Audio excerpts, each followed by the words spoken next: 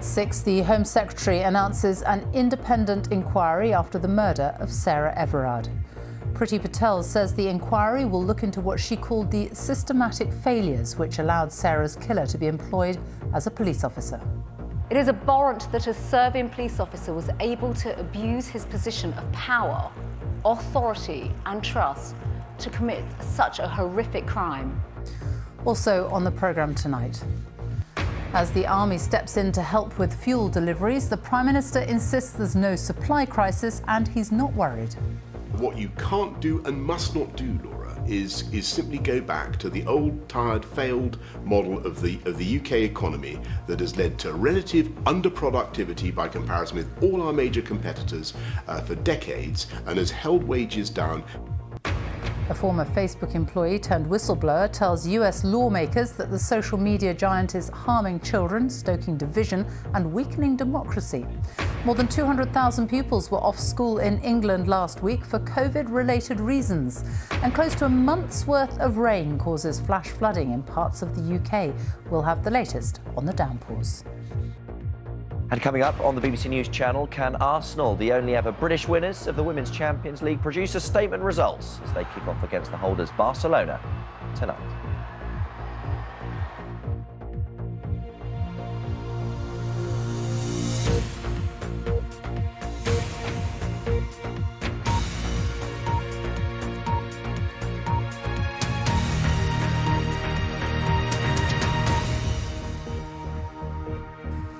Good evening and welcome to the BBC News at 6. The Home Secretary has announced an independent inquiry into the systematic failures that allowed a serving police officer to kidnap, rape and murder Sarah Everard.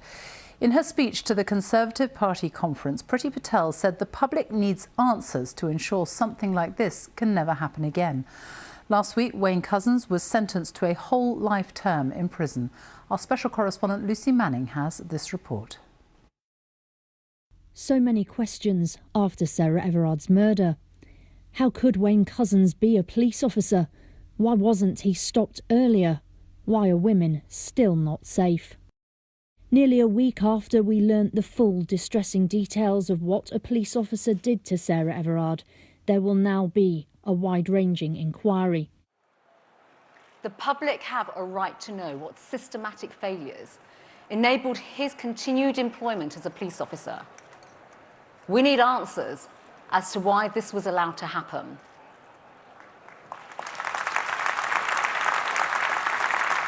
I can confirm today that there will be an inquiry to give the independent oversight needed to ensure that something like this can never happen again. The first part will look at Couzens, his previous behaviour and any opportunities missed to stop him. The second part will examine policing, looking at vetting how police investigate themselves and their behaviour. But the inquiry won't have the power to demand witnesses and evidence. But ministers promise that will change if needed. It's not statutory, it's not judge-led, both of which we think it needs to be. And it can't just be about Wayne Couzens, it's got to be about the entire aspect of the case and also about women's treatment by the Met. Hello, good morning. Only yesterday, the Met Police Commissioner announced a review into her own force by an independent person working alongside her. There's also the police regulator investigation into whether the Met and Kent Police properly looked into 3 indecent exposure allegations against Couzens. The Home Office can't say if any of the inquiry will be held in public, but the conclusions will be published. And just last month, the police inspectorate said there was an epidemic of violence against women and it needed to be treated as seriously as terrorism is. So it's not as if the government and the forces haven't been aware of many of these issues. Sabina Nessa, one of more than 80 women killed by men since Sarah Everard. But this morning, the Prime Minister refused to back calls for misogyny to be classified as a hate crime because he believes current laws are sufficient. This new inquiry must not just highlight the problems, but make the changes so that all women can be safe. Lucy Manning, BBC News. Boris Johnson has said he's not worried about rising prices and the disruption to food and some fuel supplies, saying the country can't go back to what he called the failed model of the UK economy. The The Prime Minister said the government can't magic up solutions and argued supply chains would sort themselves out. He was speaking to our political editor, Laura Kuenssberg, at the Conservative Party conference in Manchester. Her report contains some flash photography. This is fantastic. He doesn't hide how much he's enjoying himself. Ahead in the polls, with the plump cushion of a huge majority back at Parliament. But carefree? The country is not, with rising prices, some empty shelves. Prime Minister, why wasn't the government prepared for what you describe as very real stresses and strains on the country right now? This is a function of a global recovery, and you're seeing stresses and strains caused by the world economy sucking in demand for everything from gas to HGV drivers across the planet. Rather than government stepping in to mend and patch and mend every bit of our supply chains, what you've got is, in this country, fantastic expertise, a fantastic skill in logistics. You listen to some of the supermarkets, they will manage this. But it's real world problems that people are facing. You were warned back in April about the shortage of HGV drivers. You were warned about fuel costs back in July. There was a letter to you from the meat industry back in June. Isn't the point that you were warned about every single one of these issues, and you're basically still sitting saying, well, the government might be able to help around the edges, but basically business has got to sort it out? Well, on all of those issues, and certainly there are issues in all of those sectors, but what you can't do and must not do, Laura, is simply go back to the old, tired, failed model of the UK economy that has led to relative underproductivity by comparison with all our major competitors for decades, and has held wages down. Government can't magic up changes to their systems overnight. British farmers. Those farmers may have to cull healthy animals they can't process and sell. And drivers haven't been able to fill up at the pump. Yet the Prime Minister seems happy for the government to take a back seat. People are experiencing real problems with all of these things, and it sounds like what you're basically saying is, it's not my problem. In terms of the consumer, we're giving all the protections that we can. Some of the people who have been writing to me may be worried about this, but I'm not worried about this, because actually I think it would be good for their businesses to invest in people and to invest in capital. So you're not worried about inflation? I believe that supply will match demand, and that is what we want to encourage. What you've got to do as a government is look at the long term and look at how you can make the investments now that will bear down on costs. That's the way to deal with the cost of living, and fix this, and the supply chains will start to sort themselves out very, very rapidly. For the Prime Minister, changing the economy is part of a deliberately different Tory look. Afternoon, Corrie. Hi. You looking forward to conference? Very much so, thank you. Carrie Johnson striding in to take her own place on stage at an event supporting LGBT rights tonight. Very much so, thank you. But who's supporting her? One last thing, a special guest coming to conference later. Are you looking forward to that? I'm always looking forward to all guests coming to conference. Well, your wife's coming to speak. Are you going to go and watch? I'm sure it's going to be great. Sorry. This week's a show of confidence from Team Johnson, but that could tip into complacency. A risk some Tories fear the Prime Minister is too ready to take. And of course, it is in Boris Johnson's political DNA that we've seen on display here this week to be upbeat, to be positive, to try to offer an optimistic outlook to the public. And of course, looking at where he is politically these days, it served him pretty well. But there's a real contrast here this week between that kind of tone and the conversations I've been having behind the scenes with ministers and MPs, and just how worried some of them are about how tough the next few months might be for members of the public. Boris Johnson obviously, overtly wants to show conviction and confidence, but there's a fine line between doing that and then ending up sounding like you don't understand people's concerns. Laura Kuenssberg in Manchester, thank you. The inquests have opened into the deaths of 4 young gay men who were all murdered by the serial killer Stephen Port. The jury was told the inquests will focus on whether police missed opportunities to stop him sooner. The victims were all given fatal overdoses of the drug GHB by Port, who was jailed for life in 2016. The jury was told his trial had not answered the question of whether any of the deaths might have been prevented had the police investigated differently. Here's our Home Affairs correspondent Daniel Sanford. 4 young gay men, all found dead within 15 months of each other in the London suburb of Barking. 2 were found in this churchyard and 1 just outside it. All 4 were in their 20s and all were murdered with the date rape drug GHB. Their killer, Stephen Port, will die in prison as a result of his crimes. Today the men's families came to their inquests to make statements commemorating their relatives and to look for an answer to a key question: could some of the deaths have been prevented? Anthony Walgate's mother, Sarah Sack, told the jury he'd moved from Hull to London to study fashion. She said they spoke several times a week until he was murdered. In her statement, Daniel Whitworth's grandmother, Barbara, said, "Daniel was my pride and joy. He had his whole life in front of him, and it seemed so unfair that he was taken from us at such a young age." Gabriel Kovari was from Slovakia. His brother told the court he was a smart, talented, kind person who made the mistake of trusting people too much, and that cost him his life. Jack Taylor was a forklift driver who was hoping to become a police officer. His sister Jenny Taylor said, "Our whole world's been shattered into pieces. Our family has a big hole missing, and we're all so broken without him." The body of the first young man, Anthony Walgate, was found here outside Stephen Port's flat. It was Port who'd called the ambulance, and Port admitted lying to police about not knowing Anthony. But it wasn't until weeks after the 4th body was found that any of the deaths was considered as a possible murder.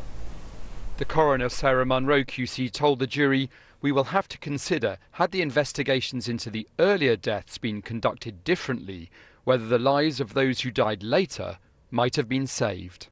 The jury heard about this fake suicide note that was actually written by the serial killer and were told they'd be looking at the competence and adequacy of the Metropolitan Police investigations. Daniel Sanford, BBC News, Barking.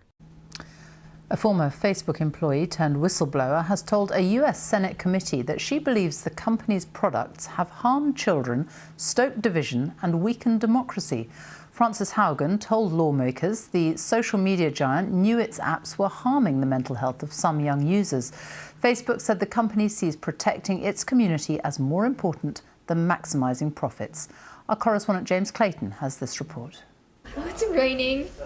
Eleanor and Freya are both 14 and like many teenagers, they're both on Instagram. As a teenager, you're looking at these people, like all these models and, influencers, they all are very, very skinny and they have like a perfect body. And when you're looking at that and then kind of comparing yourself to it, it's like I think it could be really damaging. When you're like feeling at your worst and then you go on Instagram and you see things that are like targeted at you because you've looked at these kinds of things before, you see them like models, influencers, celebrities, things like that, and you're just like, oh, well, I'll never be like that. Eleanor and Freya's concerns are in fact shared by one rather important company, Facebook, which owns Instagram. In fact, leaked internal research found that teens who struggle with mental health say that Instagram makes it worse. The woman who leaked that report is called Frances Haugen, and today she gave evidence in Washington. The documents I have provided to Congress prove that Facebook has repeatedly misled the public about what its own research reveals about the safety of children. She concluded with a devastating message that Facebook will continue to cause harm around the world.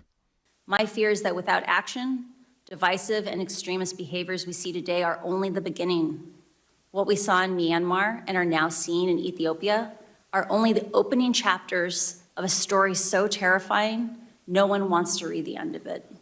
Here in Silicon Valley, Facebook has pushed back, saying that some of the research presented is misleading. And despite the fact that Instagram concluded that it could be damaging for children's mental health, it also says that it can have a positive impact. Both Eleanor and Freya say Instagram is fun, that's why they're on it, but it can cause anxiety too. It's stressful because let's say you see someone post a photo and they're like with all your friends and you feel left out, but it's also fun to post a photo of you with your friends and you sometimes don't know someone's getting left out. Facebook has said it's postponed a controversial project to create Instagram for kids. But we now know that people within the company and some very important politicians in Washington believe the company has put profit over the mental health of teenage girls. James Clayton, BBC News, San Francisco. The time is 6:15, our top story this evening. The Home Secretary announces an independent inquiry after the murder of Sarah Everard by a serving police officer. And hope for thousands of people with sickle cell disease with the arrival of a life-changing new drug, the first in 20 years.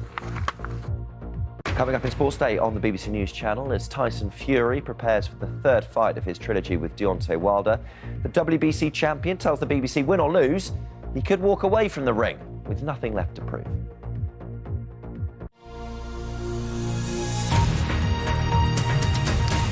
The number of pupils absent from state schools in England for COVID-related reasons rose by 2/3 at the end of last month. Latest figures from the Department for Education showed over 200,000 children were off school on the last day of September. But numbers are much lower than the end of last term, when bubble systems were still in place and more than 1 million children were absent. Our education correspondent Elaine Dunkley has been to a high school in West Yorkshire to see how they're coping with ongoing challenges posed by coronavirus. Hi, it's Adele Webster, the Student Welfare Officer calling from Honley High School. Another phone call to parents, another pupil with symptoms. Complaint of headache and a cough, and it could possibly be COVID. COVID is still causing disruption. We need to just isolate from the other students, so if you just come up with me and we'll sit at the back of the hall, is that okay? It's a busy week for Adele, the welfare officer. If you can phone Dad for me. Since the start of term, an increasing number of children are missing school. Yesterday we sent 4 home. 2 of those have come back confirmed as positive. I'd say it's probably the busiest we've been in terms of cases in school. We've spent a week at Honley High in West Yorkshire. Like other schools in England, restrictions have been lifted by the government. It's been absolutely amazing to have what feels much more like a normal school again. You all right, girls? All of the children go into their lessons in their subject specialist teachers' rooms, science experiments happening, but at the same time we're dealing with, unfortunately, a rise in the number of cases. He's tested positive for COVID now, so he's not back. As of today, we've hit 200 with students and staff, which I think the highest number we had last year at any one time was 28 cases across the school. Here, an old building makes ventilation an issue. A spike in cases means open evenings are now online. Assemblies are cancelled and the wearing of masks is being encouraged. How have you been then? I haven't felt as bad as I thought I would be. For pupils in school and at home, these are difficult times. I think the hardest thing is not seeing everyone. I've been away from my family. So what are you doing then? Do you just I've been doing Teams from home. The teachers, they usually put PowerPoints on for what lessons we can do. So I've been just going through the PowerPoints by myself upstairs, and it's a bit lonely. Honestly, I'm so excited to come back. Everyone's missing you. Yeah, everyone's missing you. Emily is in Year 11 and will be sitting her GCSE exams next summer. It's a bit nerving for all the Year 11s, I think, because we've not only missed Year 10 of our learning of our GCSEs, we've also missed Year 9, which has been really disruptive. Hiya, you're right. So just as we explained on the phone call... Meanwhile, there's no let-up for the welfare officer. Go and get him a PCR test. This pupil is going home. If they're negative, if he's feeling well, he can come back to school. We have been doing the lateral flow tests and they've all come back negative, so... But in the meantime, I'm working from home, so it's all right for him to be at home with me. Yeah, right, OK. From tomorrow, the school is preparing to vaccinate 12 to 15-year-olds. And it's very difficult to break that cycle. The Department for Education says along with vaccinations, it's about managing the risks with ventilation and regular testing. But with just over 200,000 pupils absent in schools in England, COVID continues to keep children from the classroom. Elaine Dunkley, BBC News. Let's take a look now at the UK's latest coronavirus figures, and the government data shows there were 33,869 new infections recorded in the latest 24-hour period. So just over 34,000 new cases were reported on average per day in the last week. 6,747 people were in hospital with coronavirus across the UK yesterday. There were 166 deaths. That's people who died within 28 days of a positive COVID-19 test. And that means, on average, 111 deaths were announced every day in the past week. The latest figures on people who've been vaccinated have not yet been made available. Now, for much of the last century, thousands of unmarried mothers spent time in institutions in Northern Ireland. Many say they were detained against their will, used as unpaid labour and forced to give their babies up for adoption. Now a panel of experts has recommended the establishment of a public inquiry to investigate what happened, as our Ireland correspondent Chris Page reports. The secrets of these institutions are being shattered by the stories of those who were once shamed. More than 10,000 unmarried women were sent to mother and baby homes in Northern Ireland. They and their sons and daughters were the victims of a harsh morality. My brother didn't have a voice at the time either, but I certainly will be his voice now. Fionnuala was adopted from a home in Belfast. She discovered her brother had died as a baby and searched for his burial place. I wouldn't call it a grave, it was more of a pit. There's over 30 babies in, the spot where he's buried. They were all just thrown in together like they didn't matter, in unconsecrated ground, in a bog, at the bottom of a cemetery. She recently had a headstone put up to mark her sibling's 50th birthday. Finally, he had his name emblazoned in marble. That's what he always should have had. Ultimately, this inquiry has been brought about by the bravery of survivors who've spoken out to break the stigma.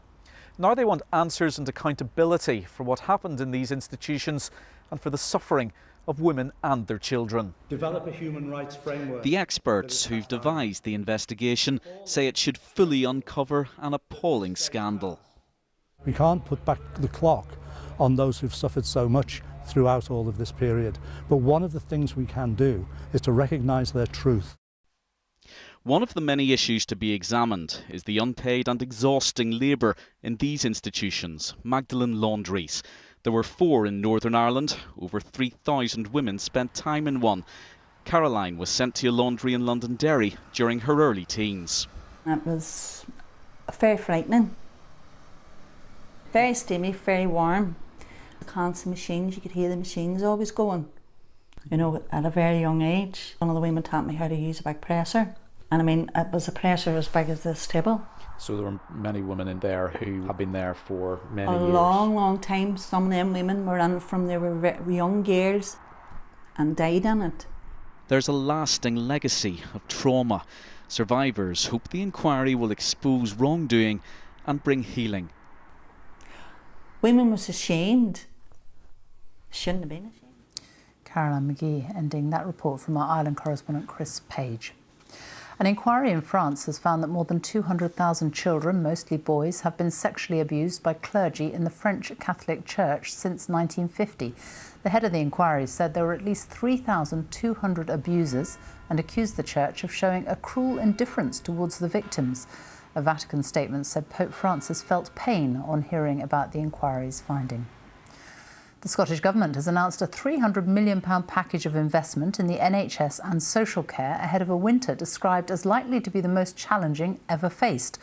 The plan includes the hiring of extra support workers, cash for care at home services and a pay rise for care staff. Opposition parties claim the plans were a sticking plaster for a health service facing crisis. Since the start of the pandemic, almost 6 million people on universal credit have had an extra £20 a week to help some of the poorest families in the UK. But it comes to an end tomorrow. The government says it was always a temporary measure, and the focus now should be on making sure work pays with higher wages rather than higher benefits. From Londonderry, our social affairs reporter Michael Buchanan has been speaking to some people affected by the change. In one of the UK's most deprived areas, any job is a good job. Laura McShane works full-time as an admin assistant at an advice centre in Londonderry. Her husband also works full-time, but as both are on low wages, they started claiming universal credit at the start of the pandemic. As such, Laura didn't realise her benefit payment included the £20 a week uplift. Our first payment, we got enough to help us pay at least half of our rent, and another half came out of our wages, but we thought that was fine, it was more than manageable. So we were counting on this is what we get every single week. And then we got a message saying, we're taking this money off you as of this date, and we were just lost. The UK government say the extra money was always meant to be temporary, and that with the economy reopening, there are jobs to be had, with vacancies plentiful. You're going to the youth club at 2:30. For Deirdre McCausland, childcare is a significant barrier to work, however. The former teacher, a single mother, can't find a job that works around her son's school hours. I hate to say it, because I was one of the people in my local Asda when I was teaching in England, and there was a big crate and you put it in food bank crate and I never knew where it went. I'm now one of the people who will be using food banks. At the Women's Centre Derry, an experiment to show how much £20 can buy. They did an online shop and managed to buy all this: breakfast, lunch and dinner for a few days. £20 means the difference between somebody eating and not eating. £20 meant the difference that a woman had the dignity of being able to feed her family and do it in a nutritional way and not feel less than. That's what that £20 means to me. Maintaining the extra £20 a week would cost £6 billion, a figure ministers say is unsustainable. Instead, they've set aside £500 million to help the most vulnerable and want businesses to increase wages, as some already have. Other employers, however, can't afford pay rises, and if you love your job, choices are limited. So what are your options then in terms of making up that shortfall? Absolutely nothing. I'm already full-time at my job. My husband's already full-time at his job. There's nothing else we can do. We are just gone without that money. So what are you going to do? Pray. Laura McShane ending that report. Now, thousands of people in England who suffer from sickle cell disease will soon have access to a life-changing drug treatment, the first new therapy to treat the disease in 20 years. Sickle cell is a condition which reduces the amount of oxygen transported by red blood cells, causing severe pain and organ failure. Our Community Affairs correspondent Adina Campbell has this report. Sickle cell disease dominates every aspect of Sarah Jane's life, from not being able to work, limits on who she dates, and long stints in hospital. Just simple things I can't do sometimes, like washing myself or, brushing my teeth. I need help to do that. And I'm 27 years old, but sometimes I feel like I'm living in a 100-year-old body. But she and thousands of other sickle cell patients could soon benefit from new treatments. A drug called crizanlizumab will now be available to hundreds of people on the NHS in England over the next 3 years. Guy's and St Thomas's Hospital in London will be one of the first to offer it. It is not the magic bullet because it's not curing the condition, but it's hopefully improving. It's going to reduce the number of pain episodes and hence improve a patient's experience and quality of life is what we hope. The announcement of this new treatment could be life-changing, reducing the number of times a sickle cell patient needs to go to A&E by 40%. But this has taken far too long, according to senior health campaigners. People have said to our staff, oh, this is a black person's disease, unlikely to affect me. But I think race has played a part in thinking, well, it's over there, it doesn't affect the majority population. This is my box of meds. Data from clinical trials will continue to be collected to find out more about the treatment's long-term benefits and if it's cost-effective to become routinely available. For those living with the disease, the future could be looking a lot brighter. Adina Campbell, BBC News. There has been flash flooding in many parts of the UK after torrential rain overnight. In some places, it was up to a month's worth of rain, which fell in just hours. Well, in London's Knightsbridge, shops and offices were hit by a massive deluge. Many couldn't reach work, and motorists took risks navigating waterlogged roads. There was flash flooding in Pontypridd. The Fire and Rescue Service in South, Mid and West Wales said they've been inundated with calls for help. And this is the centre of Newcastle. Passengers were advised to delay travel after many services were suspended. Well, let's get the latest on the weather from Darren. And for many people, that heavy rain has continued through the day. Yes, it has, but we're going to go from one extreme to another, Sophie. I'll use Newcastle as an example. Together with the rain that we've seen falling today, it was only 11 degrees for much of the day. Move things on, though, to Thursday and Friday. Not only is it dry, we've got temperatures reaching 20 degrees. But there's still rain at the moment, and over the past few hours it's been steady rain affecting eastern Scotland, a good part of northern England. There's more rain to come overnight. The rain does tend to ease away from eastern Scotland, move southwards across eastern England. The rain becoming lighter later, but it's going to be very windy down some of those North Sea coasts. Away from here, further west, the winds will become lighter, the showers will clear, skies will clear, and temperatures could fall away quite sharply across parts of Scotland and Northern Ireland. A windy start, though, for eastern England tomorrow. The rain does move away, the winds will drop, and for many there'll be some sunshine for a while.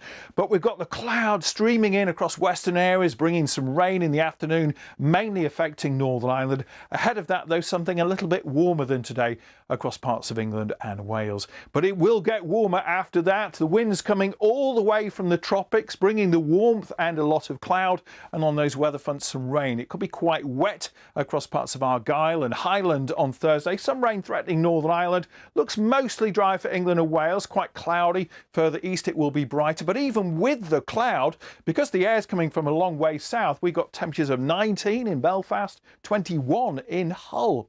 And as we move into Friday, the winds are lighter for England and Wales, threatening some fog in the morning for the Midlands and the southeast of England. That'll lift, some sunshine coming through. The main rain band is towards the far northwest, so some sunshine for Scotland and Northern Ireland, and another very warm day for this time of the year.